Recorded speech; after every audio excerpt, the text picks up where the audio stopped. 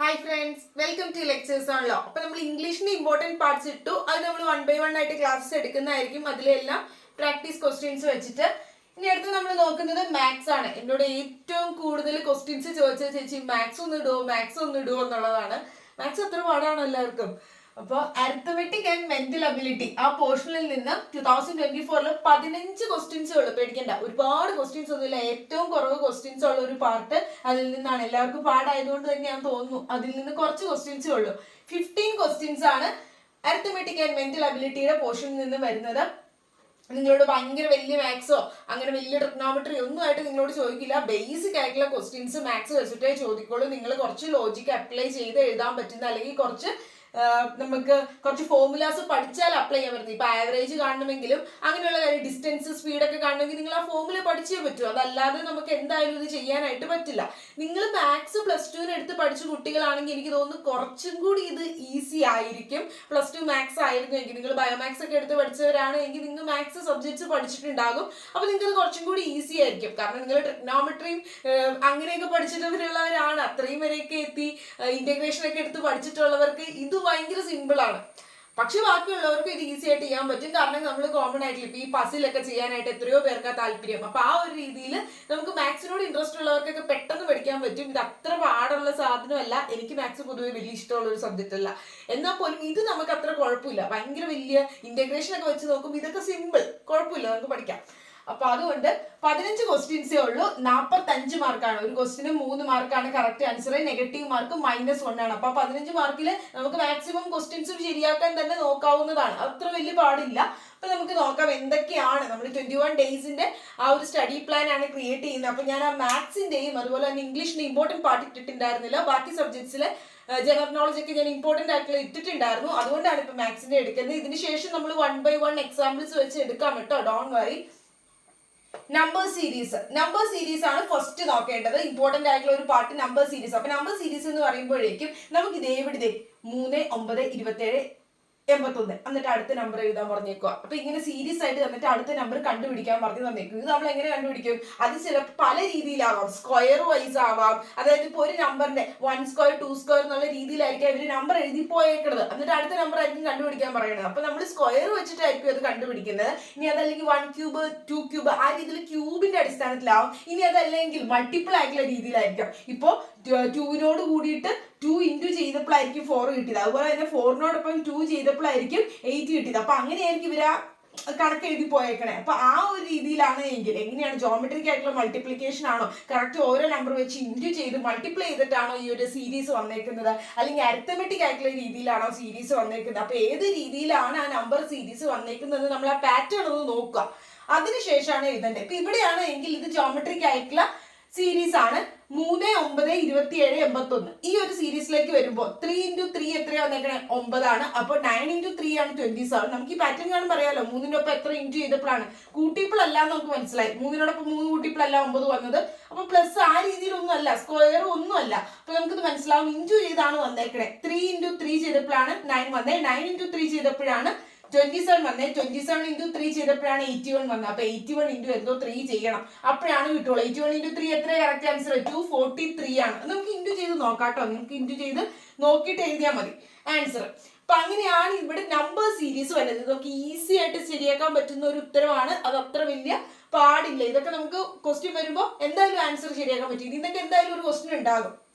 ഇനി age related ആയിട്ടുള്ള questions വരും. ഏജ് റിലേറ്റഡ് ആയിട്ടുള്ള ക്വസ്റ്റ്യൻസ് വരുമ്പോൾ എന്ന് പറയുമ്പോൾ നമ്മൾ അതനുസരിച്ച് ഒരാൾക്ക് ഇപ്പോൾ എൻ്റെ ഏജ് പ്രസന്റ് ഏജ് ഇത്രയാണ്, എനിക്ക് 2 വർഷം മുമ്പ് ഇത്രയായിരുന്നു, അല്ലെങ്കിൽ 10 വർഷം കഴിയുമ്പോൾ എനിക്ക് ഇത്രയാവും ഏജ്, അപ്പൊ എൻ്റെ അച്ഛൻ്റെ ഏജ് എന്നേക്കാൾ 10 വയസ്സ് കുറവാണ്, ഇങ്ങനെയൊക്കെ പറഞ്ഞിട്ടായിരിക്കും ഇവർ ചോദിക്കുന്നത്. അപ്പൊ നമ്മൾ എന്ത് ചെയ്യുക? പ്രസന്റ് ഏജ് എപ്പോഴും X എന്നുള്ള രീതിയിൽ എടുക്കുക. അപ്പൊ നമ്മളൊരു കണക്കിനുള്ള രീതിയിൽ നമ്മൾ എപ്പോഴും വാല്യൂ കാൽക്കുലേറ്റ് ചെയ്യുമ്പോൾ X എന്നുള്ള രീതിയിലോ Y എന്നുള്ള രീതിയിലോ എടുത്തിട്ട് നമുക്ക് ഇത്ര വർഷം മുമ്പുള്ളതെന്നൊക്കെ പറയുന്നത് എന്ത് ചെയ്യുക? X മൈനസ് എത്ര വർഷമാണെന്ന് വെച്ചാൽ -5 എന്നുള്ള രീതിയിൽ എഴുതുക. ഇനിയിപ്പോ എനിക്ക് ഇത്ര വർഷം കഴിഞ്ഞിട്ടുള്ള വയസ്സിനെ പറ്റി, 5 വർഷം കഴിഞ്ഞിട്ടുള്ള വയസ്സിനെ പറ്റിയാണ് ഇവർ പറയുന്നതെങ്കിൽ X + 5. എന്റെ ഇപ്പോഴത്തെ വയസ്സായിരിക്കും കണ്ടുപിടിക്കാൻ പറഞ്ഞേക്കണേ. എനിക്ക് 5 വർഷം കഴിഞ്ഞിട്ടുള്ള വയസ്സ് ഇവർ പറഞ്ഞിട്ടുണ്ടാവുമായിരിക്കും 35 ഇപ്പോഴത്തെ വയസ്സാണെങ്കിൽ എനിക്കറിയില്ല. അപ്പൊ അതിന്റെ 2 ഇരട്ടിയാണ് എന്നൊക്കെയുള്ള രീതിയിലായിരിക്കും ഇവര് പ്രോബ്ലം തരുന്നത്. നിങ്ങൾ കൺഫ്യൂഷൻ ആവണ്ട, നമുക്ക് പ്രോബ്ലം പ്രാക്ടീസ് ചെയ്യാം. അപ്പൊ ആ രീതിയിലൊക്കെ ആയിരിക്കും. അല്ലെങ്കിൽ എന്റെ വയസ്സിന്റെ 2 ഇരട്ടി എന്നൊക്കെ പറയുമ്പോൾ നിങ്ങൾ 2x എന്നൊക്കെ എഴുതുക, ഇപ്പോഴത്തെ വയസ്സിന്റെ 2 ഇരട്ടി. അപ്പൊ നിങ്ങൾ ഈ എക്സ് വെച്ചിട്ട് കാൽക്കുലേറ്റ് ചെയ്യുക. അപ്പൊ എക്സിനോടൊപ്പം പ്ലസ് ചെയ്യുമ്പോഴാണ് എന്ത് ചെയ്യുന്നത്, ഫ്യൂച്ചറിൽ ഏജ് വരുന്നത്. മൈനസ് ചെയ്യുമ്പോഴാണ് നമ്മുടെ പണ്ടത്തെ ഏജ് വരുന്നത്, പാസ്റ്റിൽ ഏജ് വരുന്നത്, ഓൾഡർ ഏജ്. പിന്നെ അതോടൊപ്പം തന്നെ നമുക്ക് മൾട്ടിപ്പിൾ ആയിട്ടുള്ള ഏജ് ആണെങ്കിൽ 2x എന്നൊക്കെ പറഞ്ഞുകൊണ്ട്, അല്ലെങ്കിൽ 3x 3 ഇരട്ടി എന്നൊക്കെ പറയുകയാണെങ്കിൽ 3x എന്നൊക്കെ ഉള്ള രീതിയിൽ കാൽക്കുലേറ്റ് ചെയ്തിട്ട് വേണം നമ്മൾ ഏജിന്റെ കണക്കുകൾ വരുമ്പോൾ ഒരു കാൽക്കുലേഷനിൽ കണ്ടുപിടിക്കേണ്ടത്. നമുക്ക് ചെയ്തു നോക്കാതെ.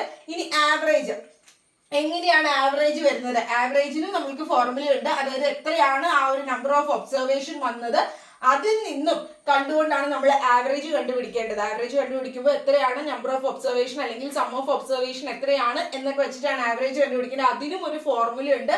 അത് അപ്ലൈ ചെയ്ത് നമുക്ക് ആവറേജ് കണ്ടുപിടിക്കാം, ക്വസ്റ്റ്യൻസ് പ്രാക്ടീസ് ചെയ്യാം. ആൻഡ് ഓൾസോ പെർസെൻറ്റേജ് ബേസ്ഡ് ഉണ്ട്. അതായത് ഇത്ര തന്നിട്ട് ഇതിന്റെ പെർസെൻറ്റേജ് എത്രയാണ് എന്നുള്ള ക്വസ്റ്റ്യൻസ് ചോദിക്കാം. Profit and loss based questions ഉണ്ട്. സ്പീഡ്, ടൈം, ഡിസ്റ്റൻസ് ബേസ്ഡ് ആയിട്ടുള്ള ക്വസ്റ്റ്യൻസ് ഉണ്ട്. സ്പീഡ്, ടൈം, ഡിസ്റ്റൻസ് ബേസ്ഡ് ആയിട്ടുള്ള ക്വസ്റ്റ്യൻസ് ഒക്കെ നമ്മൾ ഫോർമുല വെച്ചിട്ട് അപ്ലൈ ചെയ്തിട്ടാണ് എഴുതേണ്ടത്. അതുപോലെ തന്നെ work and time based questions ഉണ്ട്. Work and time based questions ഞാൻ ഇത്ര, അതായത് ഒരാള് 2 മണിക്കൂറും കൊണ്ട് ഇത്ര വർക്ക് ചെയ്യും. ഓക്കെ, 2 മണിക്കൂറും കൊണ്ടാണ് ഈ വർക്ക് ചെയ്യുന്നത്. മറ്റേ ആള് 13 മണിക്കൂറും കൊണ്ടാണ് ഈ വർക്ക് ചെയ്യുന്നത്. അപ്പൊ ഞങ്ങൾ രണ്ടുപേരും കൂടി വർക്ക് ചെയ്ത് എത്ര നേരം കൊണ്ട് പറ്റും എന്നൊക്കെ പറഞ്ഞുകൊണ്ടായിരിക്കും നിങ്ങളോട് വർക്ക് ആൻഡ് ടൈം ആയിട്ടുള്ള രീതിയിൽ ക്വസ്റ്റ്യൻസ് ചോദിക്കുക. എത്ര ടൈം എടുക്കും എന്നുള്ള റിലേറ്റഡ് ആയിട്ടുള്ള റേഷ്യോ, പ്രപ്പോർഷൻ റിലേറ്റഡ് ക്വസ്റ്റ്യൻസ് വരാം. സിമ്പിൾ ഇൻട്രസ്റ്റ്, കോമ്പൗണ്ട് ഇൻട്രസ്റ്റ്, ഇതൊക്കെ +2 പഠിച്ചിട്ടുള്ള 10th പഠിച്ചിട്ടുള്ളതാണ്. അപ്പൊ simple interest, compound interest based questions ഉണ്ട്. ക്ലോക്ക് വൈസ് റിലേറ്റഡ് ക്വസ്റ്റ്യൻസ് ഉണ്ട്. ക്ലോക്ക് വൈസ് റിലേറ്റഡ് ക്വസ്റ്റ്യൻ എന്ന് പറയുന്നത് ക്ലോക്ക് ഡയറക്ഷൻ ബേസ്ഡ് ആയിട്ടുള്ള ക്വസ്റ്റ്യൻ. അതായത് സൂചി ഇപ്പൊ ഇവിടെയാണ് ഇരിക്കുന്നതെങ്കിൽ ഇത് റൊട്ടേറ്റഡ് ആയി 30 ഡിഗ്രി ആംഗിൾ വരുമ്പോൾ എത്രയാകും എന്നുള്ള രീതിയിൽ ക്ലോക്ക് വൈസ് റിലേറ്റഡ് ആയിട്ടുള്ള ക്വസ്റ്റ്യൻസ് വരാം. ബ്ലഡ് റിലേഷൻ എന്ന് പറയുമ്പോൾ ഞാൻ ഇന്ന ആളുടെ മോളാണ്, അല്ലെങ്കിൽ പിയുടെയും എസിന്റെയും അമ്മയാണ് ആറിന്റെ ഭാര്യയാണ് ഇന്ന. അപ്പൊ ഇങ്ങനെയൊക്കെ വന്നിട്ട് നമ്മളോട് ഇങ്ങനെ കണക്ക് ആ രീതിയിൽ വരില്ല. അപ്പൊ അങ്ങനെ ബ്ലഡ് റിലേഷൻ റിലേറ്റഡ് ആയിട്ടുള്ള ക്വസ്റ്റ്യൻസ് വരാം. അത് നമുക്ക് പ്രാക്ടീസ് ചെയ്യാം. കലണ്ടർ റിലേറ്റഡ് ആയിട്ട്, അതായത് ഇന്ന് മൺഡേ ആണെങ്കിൽ 61 ദിവസം കഴിയുമ്പോൾ ഏതായിരിക്കും ഡേ എന്നുള്ള രീതിയിൽ കലണ്ടർ ആയിട്ടുള്ള റിലേറ്റഡ് ക്വസ്റ്റ്യൻസ് ചോദിക്കാം. കോഡിംഗ്, ഡീകോഡിംഗ് റിലേറ്റഡ് ക്വസ്റ്റ്യൻസ് ഉണ്ട്. Distance, direction related questions. Ranking, അതായത് ഇന്ന ആൾക്ക് ഫസ്റ്റ് റാങ്ക് ആണ് എങ്കിൽ ഇത്ര കഴിയുമ്പോൾ എങ്ങനെയാണ്, അപ്പോൾ ആ ഒരു ഓർഡർ, റാങ്കിങ് റിലേറ്റഡ് ആയിട്ടുള്ള ക്വസ്റ്റ്യൻസ് ചോദിക്കാം. ഗ്രൂപ്പ്, സീറ്റ് അറേഞ്ച്മെന്റ്, മറ്റിപ്പോ ഹാൻഡ് ഷേക്ക് കൊടുക്കുന്നതിനെയൊക്കെ സംബന്ധിച്ചുള്ള ക്വസ്റ്റ്യൻസ് ഇല്ലേ. ഒരാള് ഇങ്ങനെ റൗണ്ടിൽ വന്നപ്പോൾ ഇത്ര ഹാൻഡ് ഷേക്ക് കൊടുത്തു, അപ്പൊ മൊത്തം എത്ര ഹാൻഡ് ഷേക്സ് വന്നു. അപ്പൊ സീറ്റിംഗ് അറേഞ്ച്മെന്റ്, സീറ്റ് ഇരുത്തിയതിനെ സംബന്ധിച്ചുള്ള arrangement questions. Odd one out, ഇത് കണ്ടുപിടിക്കാൻ എളുപ്പം. Odd one out related questions. ഇത്രയുമാണ് മെയിൻ ആയിട്ടും അരിത്മെറ്റിക് ആൻഡ് മെന്റൽ അബിലിറ്റി പാർട്ടിൽ നിന്ന് ചോദിക്കാൻ സാധ്യതയുള്ള ക്വസ്റ്റ്യൻസ് വരുന്നത്. ഒന്നാമത് 15 ക്വസ്റ്റ്യൻസേ ഉള്ളൂ. അപ്പൊ തന്നെ നമുക്കറിയാം ഈ മെയിൻ ആയിട്ടുള്ള കാര്യങ്ങളൊക്കെ തന്നെ ചോദിക്കുള്ളൂ. അപ്പൊ ഇതിനെ സംബന്ധിച്ച് ഓരോ പോർഷൻസിനെ സംബന്ധിച്ച് നമുക്ക് പ്രാക്ടീസ് ചെയ്ത് ക്വസ്റ്റ്യൻസ് വെച്ച് ആ ഫോർമുല വെച്ച് ചെയ്യാം. ഞാൻ ഓരോന്നിനും ഓരോ എക്സാമ്പിൾസ് വെച്ചിട്ട് ക്ലാസ് എടുക്കുന്നതായിരിക്കും, ഓരോ വീഡിയോ ആയിട്ട് അപ്ലോഡ് ചെയ്യാം കേട്ടോ. അപ്പൊ ഇപ്പൊ എന്തൊക്കെയാണ് ഇമ്പോർട്ടന്റ് മാത്സിൽ പഠിക്കേണ്ടതെന്ന് ഡൗട്ട് ഉള്ളവരാണെങ്കിൽ ഇത്രയും പഠിച്ചാൽ മതി. നിങ്ങൾക്ക് മാത്സിന് ഗൈഡ് ഉണ്ട്. ഇനി അതല്ല എങ്കിൽ മാത്സിന് കുറെ യൂട്യൂബ് ചാനൽസ് ഉണ്ട്. ഈ PSC റിലേറ്റഡ് ആയിട്ടുള്ള ഒരുപാട് ആളുകൾ ഈ പറയുന്ന ബ്ലഡ് റിലേഷൻ ആണെങ്കിലും കാലണ്ടർ, ക്ലോക്ക് വൈസിനൊക്കെ വേണ്ടി സിമ്പിൾ ടെക്നിക്സും ഓരോ ടിപ്പുകൾ റിലേറ്റഡ് ആയിട്ടുള്ളൊക്കെ ക്ലാസ്സസ് എടുക്കുന്നുണ്ട്. അതായത് ഓരോ നമുക്ക് ഓർത്തിരിക്കാൻ വേണ്ടി ടിപ്പ്, അല്ലെങ്കിൽ അങ്ങനെ ഓരോ നമുക്ക് വേണ്ടിയിട്ട് ഓരോ കോഡ് റിലേറ്റഡ് ആയിട്ടുള്ള ക്ലാസ്സസ് ഒക്കെ എടുക്കുന്നുണ്ട്. അപ്പൊ അങ്ങനെ നിങ്ങൾക്ക് അത് കണ്ടു നോക്കി യൂസ്ഫുൾ ആക്കാം. നിങ്ങൾക്ക് ടൈം കുറവല്ലേ ഉള്ളൂ. അപ്പൊ നിങ്ങൾക്ക് ഉള്ള സമയത്ത് അത് യൂസ്ഫുൾ ആയിട്ടുള്ള രീതിയിൽ എടുത്ത് ക്ലാസ്സസ് ഒക്കെ കണ്ട് PSC റിലേറ്റഡ് ഒക്കെ നോക്കിയാൽ നിങ്ങൾക്കും ആ രീതിയിൽ തന്നെയാണ് പഠിക്കാനുള്ളത്. അപ്പൊ അങ്ങനെയുള്ള രീതിയിലുള്ള ക്ലാസ്സസ് ഒക്കെ കണ്ട് ആ ടിപ്സ് ഒക്കെ യൂസ് ചെയ്തെടുക്കാം. ഞാൻ ക്ലാസ്സസ് എടുക്കാം മാത്സിന്. അപ്പൊ അതെല്ലാം നിങ്ങൾക്ക് ഇപ്പോഴേ മാത്സ് പഠിച്ചു തുടങ്ങുകയാണെങ്കിൽ നിങ്ങൾ നല്ലതാണ്, നിങ്ങൾ പ്രാക്ടീസ് ചെയ്യാൻ ക്വസ്റ്റ്യൻസ്. അപ്പൊ അങ്ങനെ ചെയ്യുക. നിങ്ങൾക്ക് ഏതെങ്കിലും ഗൈഡ് ഒക്കെ കയ്യിലുള്ളവരാണെങ്കിൽ ഗൈഡിൽ പ്രാക്ടീസിൽ കൊടുത്തിട്ടുള്ള ക്വസ്റ്റ്യൻസ് പ്രാക്ടീസ് ചെയ്യുക. പ്രീവിയസ് ഇയർ ക്വസ്റ്റ്യൻ പേപ്പറിൽ തന്നിട്ടുള്ള ക്വസ്റ്റ്യൻസ് പ്രാക്ടീസ് ചെയ്യുക. അപ്പൊ അങ്ങനെയാണ് നിങ്ങൾ ചെയ്യേണ്ടത്. പിന്നെ ഇതിൽ ഓരോന്നിനും PDF ഒക്കെ ഗൂഗിളിൽ നമുക്ക് കിട്ടുന്നതാണ്. അപ്പൊ ആ രീതിയിൽ നിങ്ങൾ പ്രിപ്പയർ ചെയ്യുക നല്ല രീതിയിൽ. മാത്സ് അത്ര വലിയ ബാല കയറാൻ മലയൊന്നും അല്ല, നമുക്കിത് ക്രാക്ക് ചെയ്തെടുക്കാം. ആകെ 15 ക്വസ്റ്റ്യൻസ് അല്ലേ ഉള്ളൂ. സോ ഡോണ്ട് വറി, നിങ്ങൾ നല്ല രീതിയിൽ പ്രിപ്പയർ ചെയ്യുക. നെക്സ്റ്റ് ക്ലാസ്സിന് വേണ്ടിയിട്ട് വെയിറ്റ് ചെയ്യുക. സോ നിങ്ങൾ പ്രിപ്പറേഷൻ സ്ട്രോങ് ആക്കുക. ടെൻഷൻ അടിക്കാതെ പ്രിപ്പറേഷൻ സ്ട്രോങ് ആക്കുക. ഓക്കെ, നിങ്ങളെ കൊണ്ട് പറ്റുമെന്ന് വിചാരിച്ച് തന്നെ പഠിക്കുക. So thank you for watching.